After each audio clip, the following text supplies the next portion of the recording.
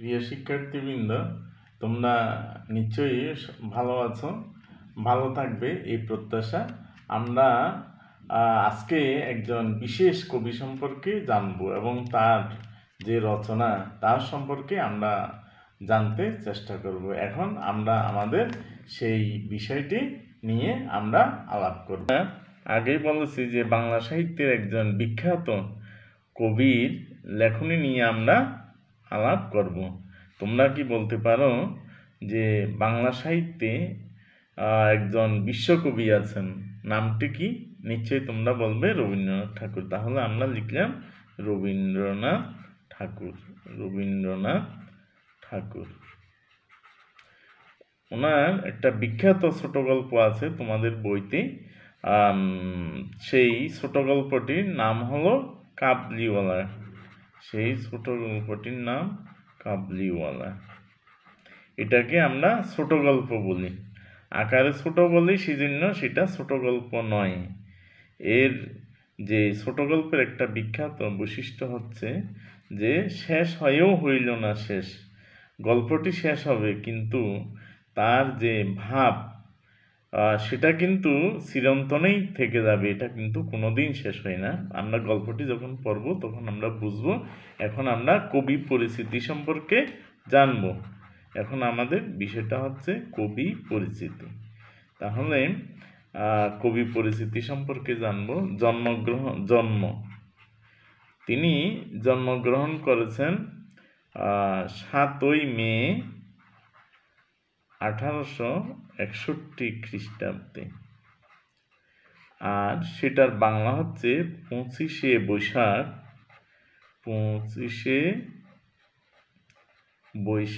1268 বঙ্গাব্দ।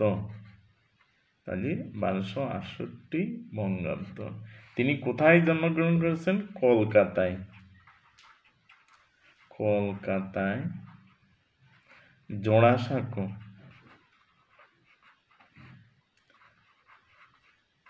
জোড়াসাঁকো বিখ্যাত ঠাকুর পরিবার।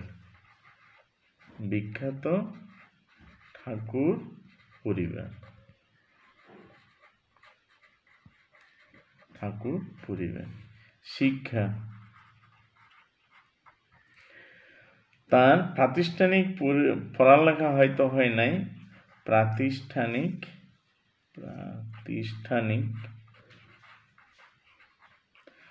প্রাতিষ্ঠানিক শিক্ষা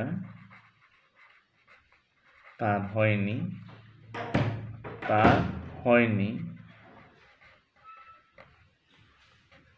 17 বছর বয়সে, কিন্তু 17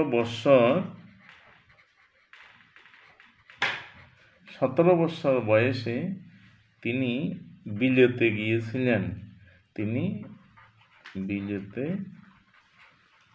গিয়েছিলেন ব্যারিস্টারি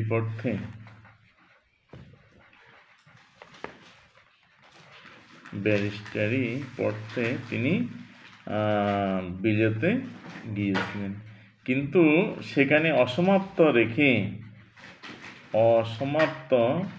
রেখেই তিনি কিন্তু দেশে চলে আসেন। অসমাপ্ত রেখে তিনি দেশে চলে আসেন। 15 বছর বয়সে তিনি রচনা করেন বনফুল কাব্যগ্রন্থ। বনফুল কাব্যগ্রন্থ।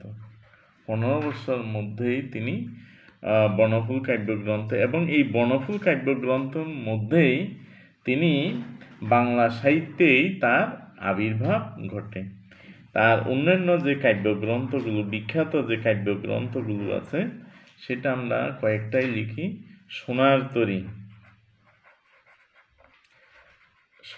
তরী, গীতাঞ্জলি,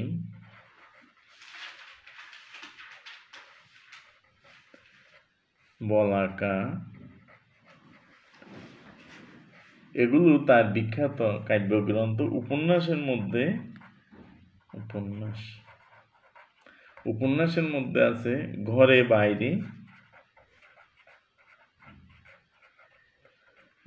বাইরে, গোড়া,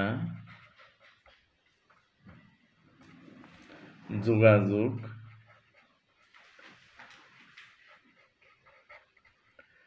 শেষের কবিতা।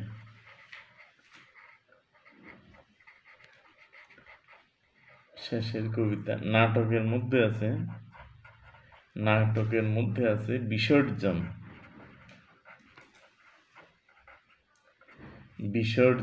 নাটকের মধ্যে ডাকঘর, রক্তকরবী উল্লেখযোগ্য। আর গল্প গ্রন্থ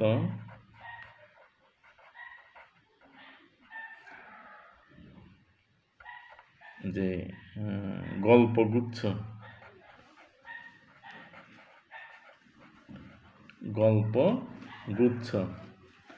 আর শিশুতোষ রচনা,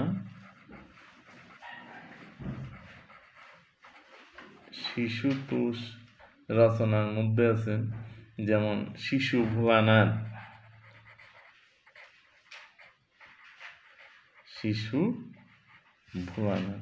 তিনি আজকে আমরা যেই গল্পটি পড়ছি কাবলিওয়ালা, এটা হচ্ছে ছোট গল্প। এটা কাবলিওয়ালা, এটা হচ্ছে ছোট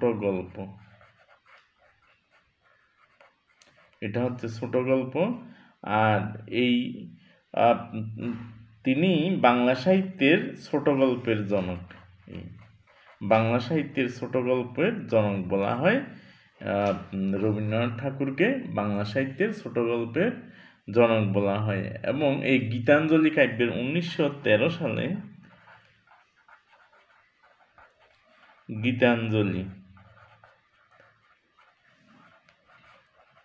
গীতাঞ্জলি কাব্যগ্রন্থের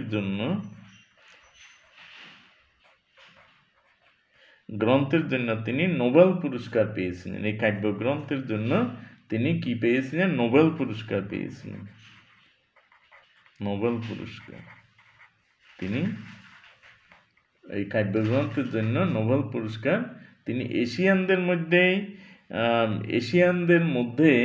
তিনি প্রথম নোবেল পুরস্কার পেয়েছিলেন।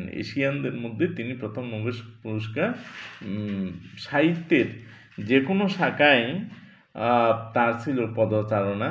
যদি আমরা তাকে সাহিত্যিক, চিন্তাবিদ, শিক্ষাবিদ, সুরকার, গীতিকার, নাট্যকার, নাট্য প্রযোজক, অভিনেতা, চিত্রশিল্পী, সব কিছুতেই তিনি ছিলেন দক্ষ। এবং তিনি বিশ্বভারতী ও শান্তিনিকেতনের প্রতিষ্ঠা ছিলেন। শান্তিনিকেতন যে প্রতিষ্ঠাতা তিনি ছিলেন। আমরা আমাদের যে জাতীয়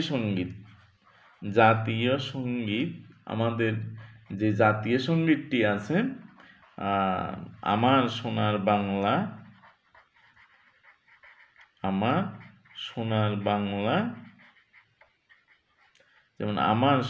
বাংলা আমি তোমায় ভালোবাসি। এই যে জাতীয় সঙ্গীতটি আছে, এই জাতীয় সঙ্গীতের রচয়িতা হচ্ছেন রবীন্দ্রনাথ ঠাকুর। 1941 সালে 41 খ্রিস্টাব্দে 7ই আগস্ট,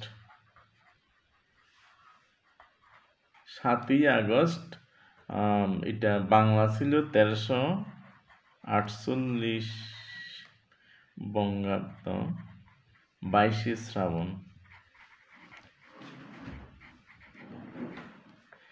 1348 বঙ্গাব্দ 22শে শ্রাবণ কলকাতায় তিনি মৃত্যুবরণ করেন। এখানে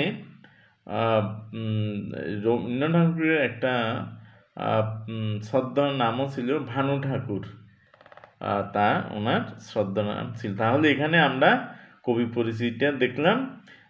যখন আমরা এখানে এই গল্পটা পড়ছি তখন ওনাকে আমরা গল্পকারও বলতে পারি, লেখক বলতে পারি। যেহেতু এটা গদ্যে লেখা সেজন্য আমরা লেখক পরিচিতিটা এখানে বলবো। তাহলে দেখলাম 7ই মে 1861 খ্রিস্টাব্দ কলকাতার জোড়াসাঁকোর বিখ্যাত ঠাকুর পরিবার, এবং তিনি তার প্রাতিষ্ঠানিক শিক্ষাটা হয়নি, তবে 17 বছর বয়সে তিনি বিলেত গিয়েছিলেন ব্যারিস্টারি পড়তে, কিন্তু তার সেখানে ব্যারিস্টারি পড়াটা হয়নি, অসমাপ্ত রেখেই তিনি দেশে চলে আসেন। 15 বছর বয়সে তিনি রচনা করেছেন বনফুল কাব্যগ্রন্থ। আর তার যে বিখ্যাত কাব্যগ্রন্থগুলো রয়েছে সোনার তরী, গীতাঞ্জলি, বলাকা, চিত্রা, তার বিখ্যাত কাব্যগ্রন্থগুলো, উপন্যাস ঘরে বাইরে, গোড়া, যোগাযোগ, শেষের কবিতা। আমরা অনেকেই শেষের কবিতা এটা উপন্যাস, কিন্তু আমরা অনেকেই এটাকে কাব্যগ্রন্থ মনে করি যেহেতু শেষে কবিতা লেখাটা আছে।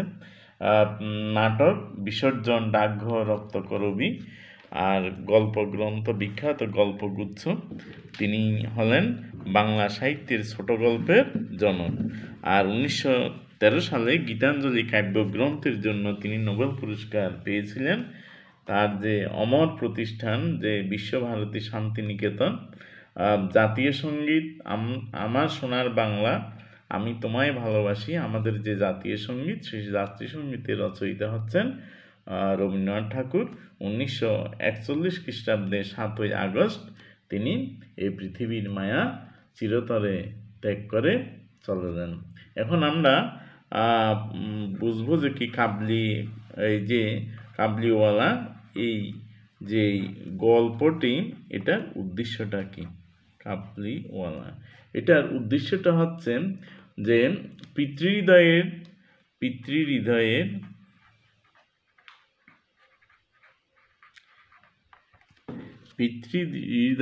যে সর্বজনীন,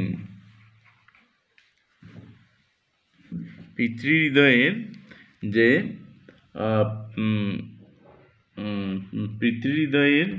যে সর্বজনীনতার স্বরূপ, পিতৃহৃদয়ের যে দেশ কাল সব কিছুকে ঊর্ধ্বে যে পিতৃহৃদয়, সেই পিতৃহৃদয়ের চিরন্তন রূপ, যে স্নেহ, মায়া, মমতা, বাৎসল্যবোধ, যে এটা চিরন্তন, প্রত্যেক পিতৃহৃদয়ের যে সুন্দর যে রূপটি, সন্তানের প্রতি যে মায়া, মমতা, স্নেহ, ভালোবাসা, সেই ভালোবাসা রূপটি কাবলিওয়ালা এই ছোট গল্পের মধ্যে লেখক এখানে ফুটিয়ে তুলেছেন। এখানে কাবলিওয়ালা সে তো আফগানিস্তানের অধিবাসী, কিন্তু রুক্ষ অঞ্চলের অধিবাসী, তাহলে তার মন মানসিকতা রুক্ষ হওয়ারই কথা। কিন্তু দেখা গেছে যে কি, যে সন্তানের ক্ষেত্রে যে তার যে মায়া মমতা, এক সুন্দর রূপ সেখানে তুলে ধরা হয়েছে এই কাবলিওয়ালা এই গল্পটির মধ্যে দিয়ে। ভিন্ন পরিবেশে জন্ম নিলেও সারা পৃথিবীর মানুষের যে সুখ দুঃখ, আনন্দ বেদনা, স্নেহ ভালোবাসার স্বরূপ অভিন্ন। আর এই সেখানে কাবলিওয়ালার যেই স্নেহশীল মনোভাব, কাবলিওয়ালার যে স্নেহশীল মনোভাব, সেটা এখানে ফুটিয়ে তোলা হয়েছে এই কাবলিওয়ালা এই গল্পটির মধ্য দিয়ে। এখানে আমরা যখন কাবলিওয়ালা এই গল্পটি পড়ি তখন আমরা দেখি যে কি কাবলিওয়ালা সে ব্যবসা বাণিজ্যের জন্য এসেছিল এই সুদূর বাংলাদেশে। একদিন দেখা গেল যে লেখক যখন কিছু হিসাব ভিন্ন পরিবেশে জন্ম নিলেও সারা পৃথিবীর মানুষের সুখ দুঃখ আনন্দ বেদনা, স্নেহ, ভালোবাসা স্বরূপ অভিন্ন। কাবলিওয়ালা গল্পে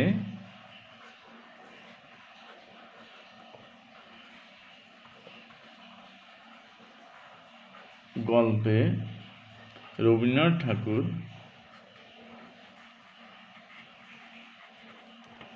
ঠাকুর একজন বাঙালি লেখক।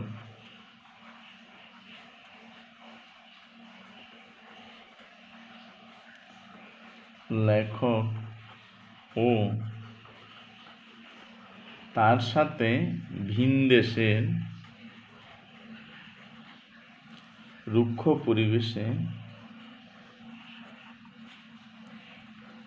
পরিবেশে গড়ে ওঠা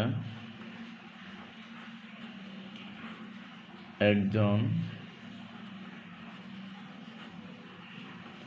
কাবুলিওয়ালার স্নেহশীল মনের ঐক্যের পরিচয়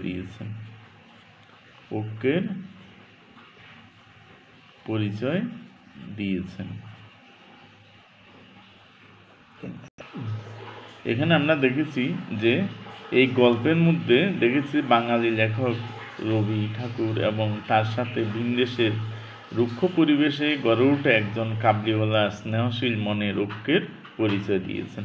এখানে আমরা দেখি যে কি এই গল্পের যে ছোট্ট শিশু এর নাম ছিল মিনি। মিনির সাথে কাবলিওয়ালার যে প্রথমে একটি সুন্দর সম্পর্ক না থাকলেও পরবর্তীতে দুজনের মধ্যে গভীর বন্ধুত্ব সৃষ্টি হয়। আর কাবলিওয়ালা তার ব্যবসায়ের জন্য আনা যে পোস্তা বাদাম এগুলো খেতে দিত। আর তাকে এতই ভালোবাসতো যে কি মিনিকে এতই ভালোবাসতো যে কি অনেক ক্ষেত্রে সে ব্যবসা করার কথাও সেখানে ভুলে যেত এবং তাদের সাথে যে সুন্দর যে আলাপ হতো, মিনি তাকে জিজ্ঞাসা করতো যে তোমার ঝুলির মধ্যে কি আছে। সে কাবলিওয়ালা একটি চন্দ্রবিন্দু যোগ করে সে বলতো যে কি হাতি আছে, কিন্তু মিনি সেখানে সে হাসতো। এবং পরবর্তীতে কাবলিওয়ালা তাকে জিজ্ঞাসা করত যে খুকি তুমি শ্বশুরবাড়ি কখনো যাবে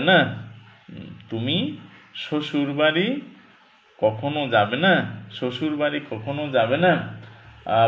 সে উল্টাইয়া জিজ্ঞাসা করত তুমি শ্বশুরবাড়ি যাবে? কাবলিওয়ালাকে জিজ্ঞাসা করত। এভাবে দুজনের মধ্যে একটা গভীর সম্পর্ক সৃষ্টি হয়। কিন্তু একদিন দেখা গেল যে কি প্রতিবেশী একজন রামপুরি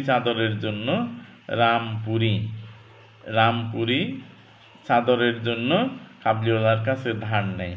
আর কাবলিওয়ালা যখন ধার পরিশোধ না করে বরং মিথ্যা কথা বলে, তখন কাবলিওয়ালা তাকে ছুরি বসিয়ে দেয়। এই অপরাধে কাবলিওয়ালাকে জেলে যেতে হয়। কিন্তু জেলে গেলেও কিন্তু কাবলিওয়ালা মিনির কথা মোটেই ভুলতে পারে নাই। সে মিনিকে দেখতে ছুটে আসে, কিন্তু তখন তো মিনি অনেক বড় হয়েছে। তার সেদিন ছিল বিয়ের দিন। তার বাবা প্রথমে তাকে দেখাতে চায় না, কিন্তু যখন কাবলিওয়ালা বলল যে কি যে আমারও একটি ছোট্ট মেয়ে আছে, সেই সুদূর প্রবাসে এসে যখনই আমার মেয়ের কথা মনে পড়ে তখনই আমি সেই মিনিকে দেখার জন্য সেখানে ছুটে আসি। তখন লেখক মনে করলো আসলে পিতৃহৃদয় অভিন্ন স্নেহ মমতার ভরা। তখনই কিন্তু সেই বিবাহের সাজ পরানো রাঙাচেলি পরা বধূবেশিনী মিনিকে কাছে নিয়ে আসলো। কিন্তু রহমত ভাবলো, দেখে অবাক হয়ে গেল। সে মনে করলো 5 বছরের মিনি এখনো সেই 5 বছরে রয়ে গেছে। কিন্তু এই যে দীর্ঘ সময় সে জেলে কেটেছে, সবসময় সে মিনির কথা সেখানে ভাবতো এবং সেও মনে করতো তার মেয়েও এখনও ছোট্ট রয়েছে, কিন্তু মিনিকে দেখে আজকে তার মনে পড়ল যে তার মেয়েও এমন এতটুকু বড় হয়েছে। সে দীর্ঘ নিঃশ্বাস ফেলে সে মাটিতে বসে পড়ল। তখন লেখক কী করলো, বিয়ের অনেকটুকু অংশ কেটে দিয়ে সেখান থেকে কিছু অর্থ উদ্বৃত্ত করে রহমতকে সেখানে টাকাগুলো দিয়ে সে আফগানিস্তানে পাঠিয়ে দিল।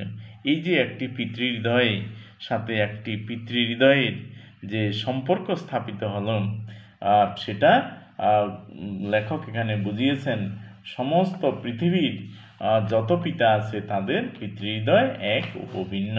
এখানে এই কথাটি এখানে বুঝিয়েছেন। আর এখানে লেখক আরও বোঝাতে চেয়েছেন যে আমাদের যে